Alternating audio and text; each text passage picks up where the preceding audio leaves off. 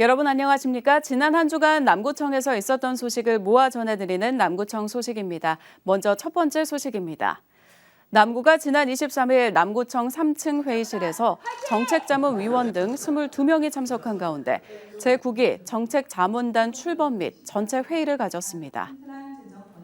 이번에 출범한 제9기 정책자문단은 일반행정, 복지환경, 건설도시 등 3개 분과에 대학 교수, 변호사, 사회단체 대표 등 다양한 업계의 전문가 28명이 자문위원으로 위촉됐습니다.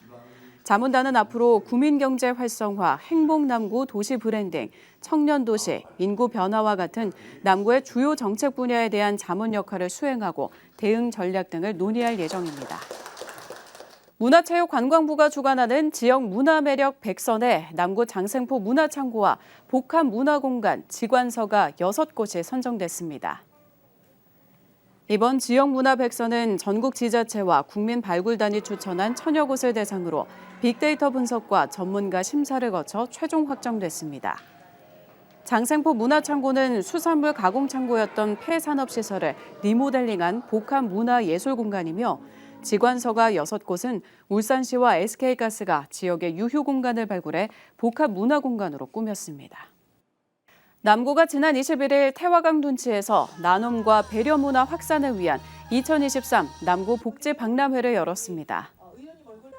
이날 박람회는 희망나눔 감동복지 결실 맺는 행복남구 슬로건 아래 지역의 사회복지기관과 자원봉사단체, 주민 등 800여 명이 참여했습니다.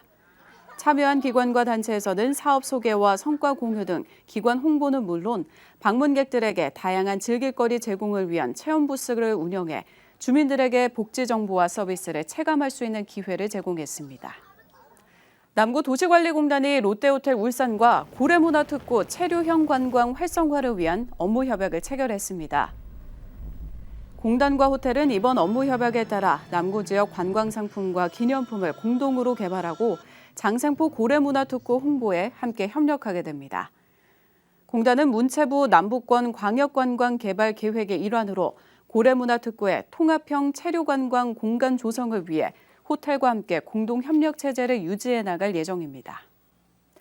남구가 주민들의 참여 속에 함께 묘목을 심고 정원을 가꾸는 함께 심고 가꾸는 정원마을 만들기 사업을 추진합니다.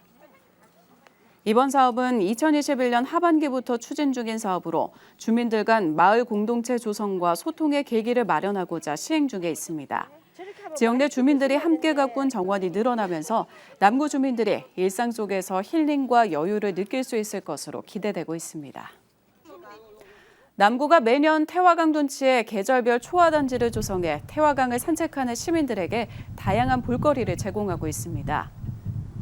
이번에는 가을을 맞아 태화강 번영교부터 학성교 구간, 가을을 알리는 12만 본의 국화를 식재해 지역 주민들의 나들이 장소로 사랑받고 있습니다. 또한 올해 조성된 태화강 황토 맨발길에는 국화단지와 그라스 정원이 조성돼 있어 시민들에게 가을을 만끽할 수 있는 공간이 되고 있습니다. 이어서 간추린 소식입니다. 남구가 지난 25일 남구 일자리 종합센터에서 맞춤형 잡 매칭데이를 성황리에 마쳤습니다. 지난 3월과 6월에 이어 이번에 3회차로 운영된 이날 행사에는 구인 인원 36명 모집에 100여 명의 구직자가 참여해 높은 참여도를 보였습니다. 남구가 태풍과 집중호우 등 하천이 범람할 것에 대비해 하천 진입로에 출입 차단 시설을 설치하는 등 다양한 대책을 마련하고 있습니다. 여천천 내 33개소 시범 설치를 시작으로 무거천 39개소 등 총 72개소에 확대 설치할 계획입니다. 수암동 지역사회보장협의체가 지난 24일 관내 독거 어르신 가구를 방문해 청소 및 정리수납 봉사활동을 실시했습니다. 남구의 정리수납봉사단은 현재까지 신정사동과 3호동, 무거동 등 3개 동에서 정리수납 봉사활동을 펼쳤습니다. 울산광역시 남구장학재단이 지난 20일 제3차 이사회를 열고 2023년 소상공인 희망장학생 124명을 선발했습니다. 장학생으로 선발된 소상공인 대학생 자녀에게는 200만 원, 희망 대학생에게는 100만 원의 장학금을 지원할 계획입니다. 지금까지 남구 소식이었습니다. 고맙습니다.